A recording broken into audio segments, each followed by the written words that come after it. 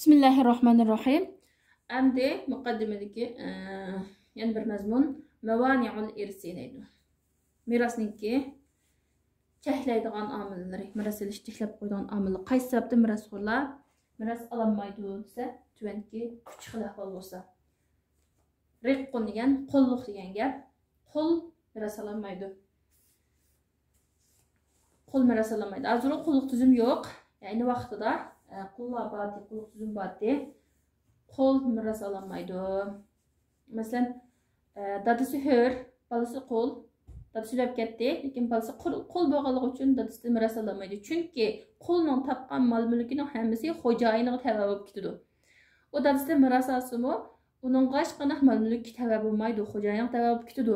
Shuning uchun qul miras ololmaydi, yerdan miras ololmaydi. Shundaqla bir-biridan miras ololmaydi, xo'jayiniga tava bo'lib ketadi. Olgan taqdirda ham shu olmaydi. Yani birisi cheklovchi omil o'ldirish. Fiqh bir qoida var. Men ista'jala bi shay'in uqiba bi hirmanihi. Kimki vaqt qilishdan buni bir ishga oldirib ketsa, u mahrum qilish bilan jazolandi.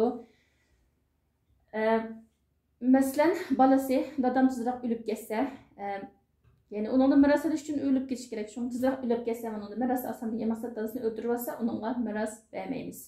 Va yoki dadasi bolasini o'ldirib olsa-mu, ham unga miras bermaymiz. Bu xuddi bir ayol iddat tuturup, iddatdan chiqmay turib to'y qilsa, uning nikohi batil bo'lganga o'xshash, mirasdan mahrum qoladi. Uchinchi xil cheklovchi omil ixtilofu din, dinini o'xshamasligi.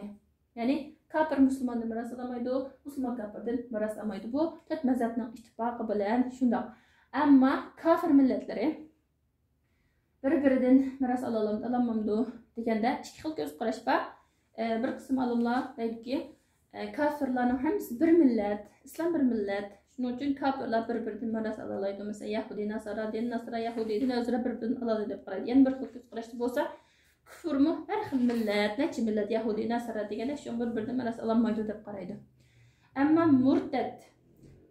murtadjo degan chaqda Hanafi mazhab olimlari agar murtad degani emas, musulman keyin din o'lib kafir bo'lib ketdi. Ondan o'lib ketdi, murtad o'lib ketdi. Bu nima? Hanafi mazhabchilar deydiki, bu murtadniki islomdagi oldida musulmon holda topgan mol-mulkini uning urug' tuqqanlari miras olalaydi, ammo murtad bo'lib ketgandan keyingi kufr holda topgan mol-mulkini miras olamaydi deb qaraydi. Boshqa jumhur olimlar bo'lsa, murtaddan miras almaymayız, yani musulmon tuqqanlari murtaddan miras olmaydilar. Hech qaysi mol-mulki majlisam vaqtida bo'lsin yoki murtad bo'lib ketgandagi vaqt bo'lsin olmaydi deb qaraydi. Ham murtad boshqalardan ham urug' tuqqanlari miras ololmaydi deb qaraydi. Ammo bu qatl o'ldirishga kelsak, buningga ixtilof olimlarning orasida. Masalan, qanday o'ldirish degan gap bor yani. Hanafi mazhabining ko'z qarashida o'ldirish, ya'ni miras olishdan cheklaydigan o'ldirish degan qisosni taqozo qilgan o'ldirish, ya'ni qasddan odam o'ldirgan bo'lsa, yoki kafarat qiladigan odam o'ldirgan bo'lsa, mayli u qasddan o'ldirgan bo'lsin, kafarat qilgan, niyat qilgan bo'lsa, xato o'ldirib qo'ygan o'ldirish bo'lsin yoki xato o'ldirishga yoki qasddan o'ldirishga o'xshab qoladigan o'ldirish bo'lsin. Madamki boshqalarga zulm qilib turib o'ldirib qo'ygan ekan, miras olishdan mahrum qoladi.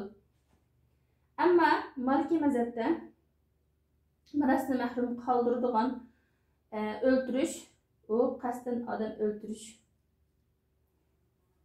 Mayli u bevas o'ldirgan bo'lsin yoki ma'lum bir sabablar bilan o'ldirgan bo'lsin, qasddanlik bilan tajovuz qilib o'ldirgan bo'lsa, o chaqda Maliki mazhabda u ololmaydi.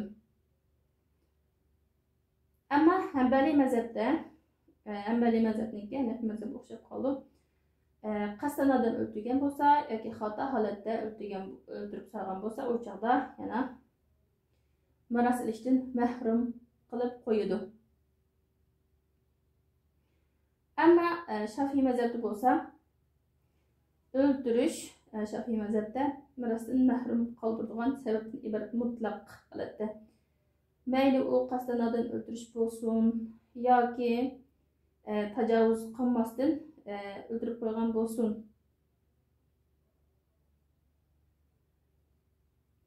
Hatta masalan Shafiy mazhabida deydigan,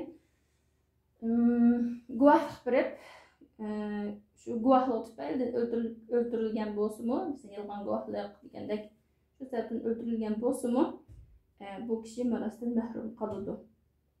Chunki bularning hujjati o'ldirish degan la yarisul qotil shay'an. Qotil hech qanday narsa miros olmaydi degan o'xshash narsalar bo'lganligi uchun, mutlaq kelganligi uchun bular mutlaq oladi. Shu o'ldirish degan sabab tepildi ekan, bular miros bermaydi. Endi yana xulosalasak, Shafiy mazhabida har qanday shakldagi o'ldirish mirosdan qat'iy mahrum qilib qo'ydi va Hanafiy mazhab bilan Hanbali mazhabda qasam tajovuz qilib odam o'ldirgan bo'lsa yoki kafarat qildigan xatolat o'ldirib qo'ygan bo'lsa, bu chaqda mirosdan mahrum qilib qo'ydi. Ammo Maliki mazhabda faqat tajovuz qilib odam o'ldirgan bo'lsa, u chaqda mirosdan mahrum qildi, lekin xatolat o'ldirib qo'ygan bo'lsa, u chaqda mirosdan mahrum qilmaydi.